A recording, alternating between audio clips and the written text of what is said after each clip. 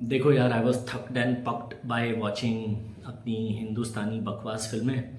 मैंने सोचा किस्मत बदलने की कोशिश करते हैं, ट्राई मारते हैं, हॉलीवुड का कुछ देखा जाए। और जैसी किस्मत चल रही है पिछले 3 दिन से, तो अब मैं हॉलीवुड का कचरा देख के आ गया हूँ। और एक किसी दोस्त ने, आप लोग जो सब मेरे रिव्यूज़ देखते हो सब मेरे दोस्त बन चुके, उन्होंने लिखा कि आप धुरंधर जैसा अमृत हमें बताने से पहले जो ऐसी विश जैसी फिल्में पीकर आते हैं, उसके लिए आपका धन्यवाद। तो देखो यार, तुम लोग के लिए विश पीने जैसा लग रहा है तुम लोगों को, तो उसके बदले यूट्यूब पर मुझे प्लीज़ लाइक शेयर सब्सक्राइब करते रहो। धीरे धीरे आप लोगों की कृपा से गाड़ी आगे बढ़ रही है, थैंक यू फॉर दैट।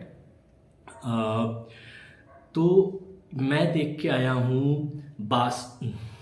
यही विचार चल रहे हैं मन में जब से फिल्म देखी है, गुस्सा इतना आ रहा है। मैं देख के आया हूँ मास्टर्स ऑफ द यूनिवर्स। यार देखो, हम जो 80s और 90s के हम जो बच्चे टीनेजर्स थे ना, ही मैन हम लोगों के लिए एक बहुत बड़ा फैंटेसी हीरो, एक बहुत बड़ा कल्ट फिगर था। क्योंकि हम उस ज़माने के लोग हैं यार कि दूरदर्शन और समाजवाद की कृपा से दो ही चॉइसेस थी, स्पाइडरमैन और ही मैन। और वो भी संडे को आधे घंटे के लिए आता था, सुबह सुबह।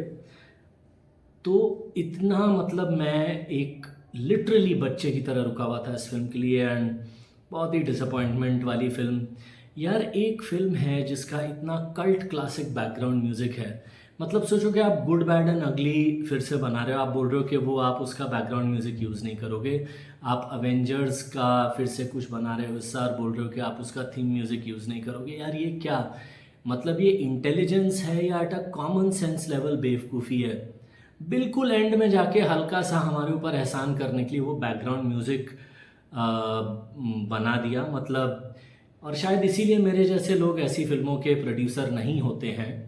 क्योंकि अगर मैं प्रोड्यूसर होता तो जब इस फिल्म का फाइनल कट देखता तो इस अदा के लिए हवाई चप्पल को पानी में भिगो के रखता रात भर, डायरेक्टर और म्यूज़िक डायरेक्टर के लिए। पर कुल मिलाकर जिस टाइप का ये आउटपुट रहा, मैं इसे हॉलीवुड का शक्तिमान कह दूंगा, क्योंकि उसी टाइप का प्रोडक्शन वैल्यू है।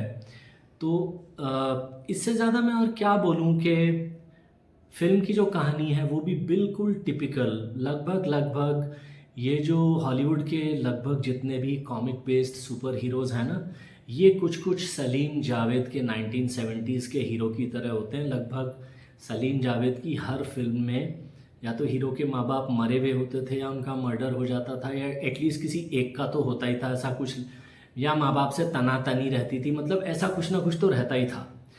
तो ये जितने भी सुपर हीरोज़ हैं। अच्छा, दूसरा ये, जब भी किसी ग्रह से, इनके कुछ ग्रह पे कुछ भी टंटा कलेश होता है, कोई भी आक्रमण होता है, ये आके टपकते हैं पृथ्वी पे। तो पृथ्वी ना हुआ अनाथ आश्रम हो गया। मुझे लगता है किसी दिन ये जो अंतरिक्षी घुसपैठी हैं इस पर भी कुछ बातें होनी चाहिए। बट एनीवेज, तो वही कहानी है भाई। ही मैन के माँ बाप वहाँ स्केलेटोर कैप्चर कर लेता है, ये भाई तलवार पकड़े हुए कूदता है, वही वो जो होती है ना चमकते हुए गलियारे, उसमें से अंतरिक्ष में से कहीं भी कहीं चला जाता है आदमी।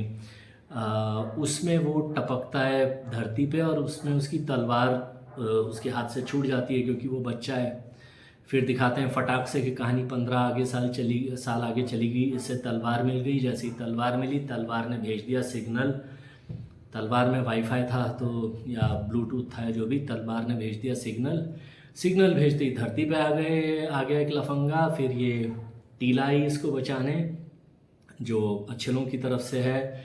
और ये वापस अपने फिर प्लानट टिटानिया पर चला जाता। वहाँ पे फिर इसकी स्केलेटोर और उसके साथियों से लड़ाई होती है, और एक अच्छे ढंग से मतलब ये स्केलेटोर का बैंड बजा लेता है। कुल मिलाकर, और दूसरी वीकनेस इस फिल्म की है कि जो मेन विलन है वो बहुत ही कमज़ोर ढंग से पेश किया गया है।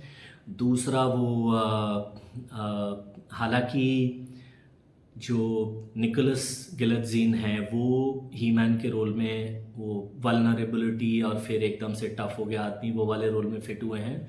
उनकी और कैमिला मेंडिस की, जिसने टीला का रोल किया, उसकी केमिस्ट्री अच्छी है। थोड़ी थोड़ी डेवलप की डायरेक्टर ने डेवलप ही किया, क्या किया इस फिल्म में मुझे समझ में नहीं आया। इसके अलावा मेरे और एक फेवरेट एक्टर इद्रिस एल्बा, जो हिमडाल बनते हैं थॉर में, वो भी हैं इसमें डंकन के रोल में, जो इटर्निया का सेनापति है। तो यही है कि कुल मिलाकर, क्योंकि ये एक बहुत ही कल्ट फिल्म है तो शायद मेरी उम्मीदें बहुत ज़्यादा थी, लेकिन बहुत ही कॉमिक बुक टाइप, मतलब जल्दी जल्दी अब ये हो गया, माँ बाप अरेस्ट हो गए, अब बच्चा यहाँ चला गया, अब तलवार मिल गई, अब वापस आ गया, चलो अब लड़ो, 2 लड़ाइयाँ करो, फाइट।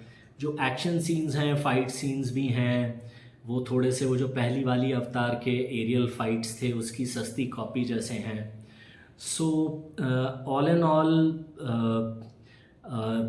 हम में से जितने भी लोग ही मैन की लेगेसी के फैंस हैं, वो अगर इस फिल्म को देखने जाएं तो अपनी उम्मीदों को बहुत बहुत बहुत डिस्काउंट देके थिएटर में जाएं, तब जाके पिक्चर थोड़ी सी देखने लायक लगेगी।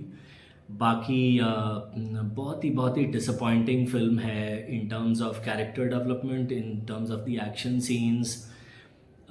जो ही मैन का स्पेशली जो एवोल्यूशन है, जब वो एक्सपेक्ट कर रहा था मैं कि जब वो पहली बार ही मैन बनेगा, तलवार को जो बाय द पावर ऑफ ग्रेस्कल जब बोलता है वो, तो मुझे लगा था कि कुछ बहुत इम्प्रेसिव सीन बनेगा। क्रिंजर का रोल काट दिया यार। Cringer is such a integral part of He Man की जोड़ी, जो उसका बैटल कैट है।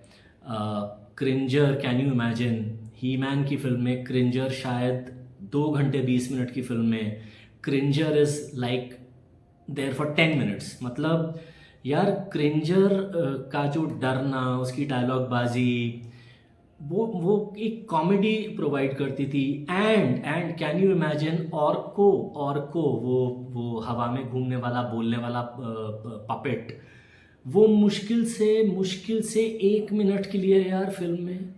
कैन यू इमेजिन, मतलब इसको अगर आप हिंदी सिनेमा का थोड़ा भी ज्ञान रखते हैं तो आप सोचिए कि शोले में वीरू है लेकिन जय नहीं है। आप सोचिए कि एंथनी है लेकिन अमर अकबर नहीं है। आप ये सोचिए कि मर्द फिल्म का राजू तांगे वाला है लेकिन बादल और मोती नहीं है। तो यार मतलब आई डोंट नो, मतलब क्या ये बोलते हैं ना, मैं एक बहुत ही खूबसूरत शहर है हिंदुस्तान का हैदराबाद, 30 साल गुजारे हैं मैंने वहाँ पे। अपने आप को मैं आदतों से, खाने पीने से हैदराबादी मानता हूँ। हैदराबाद में एक मशहूर कहावत है, ज़्यादा होशियारी जान को खतरा। मतलब ये डायरेक्टर ना उसी कहावत का एग्जाम्पल बन गया बेचारा।